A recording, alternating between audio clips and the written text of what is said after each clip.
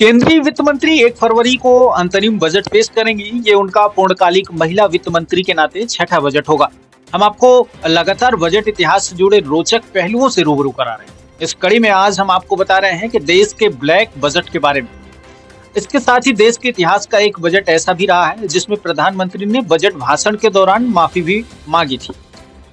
तो आइए जानते हैं भारतीय बजट से जुड़ी हुई कुछ दिलचस्प बातें।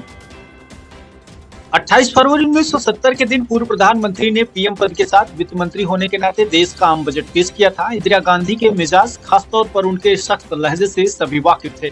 अपने बजट भाषण में इंदिरा ने जब कहा कि मुझे माफ कीजिएगा, तो ये सुनकर लोकसभा के अधिकांश सदस्य हैरत में पड़ गए। वे सोचने लगे कि अब ऐसा क्या आने वाला है जिससे पहले इंदिरा गांधी ने माफी की बात की। लेकिन जब इंदिरा गांधी ने अगला वाक्य बोला तो सभी का शक दूर हो गया। उन्हें अपने सवाल का जवाब मिल गया था। दरअसल इंदिरा गांधी को राजस्व बढ़ाना था, इसलिए उन्होंने अपने बजट में सिगरेट पर लगी ड्यूटी को 3 से बढ़ाकर 22% कर दिया। ड्यूटी बढ़ाने से पहले उन्होंने कहा कि मुझे माफ कीजिएगा, लेकिन इस बार मैं सिगरेट पीने वालों की जेब पर भार डालने वाली हूँ। सिगरेट पर ड्यूटी बढ़ाने के बाद इंदिरा ने कहा था कि इससे सरकार के राजस्व में 13.50 करोड़ का अतिरिक्त इजाफा हो जाएगा और इससे सिगरेट पीने वालों को जोरदार झटका लगेगा। इसके साथ ही उन्होंने आयकर में छूट की सीमा बढ़ाकर 40,000 रुपए कर दी थी। इस पर उन्होंने कहा कि मुझे ये बताते हुए खुशी हो रही है कि आयकर में छूट की सीमा को बढ़ाकर 40,000 रुपए किया जा रहा है।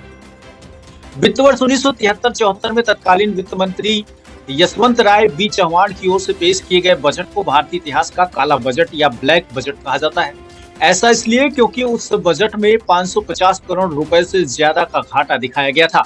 ये उस समय तक का सबसे बड़ा बजट घाटा था।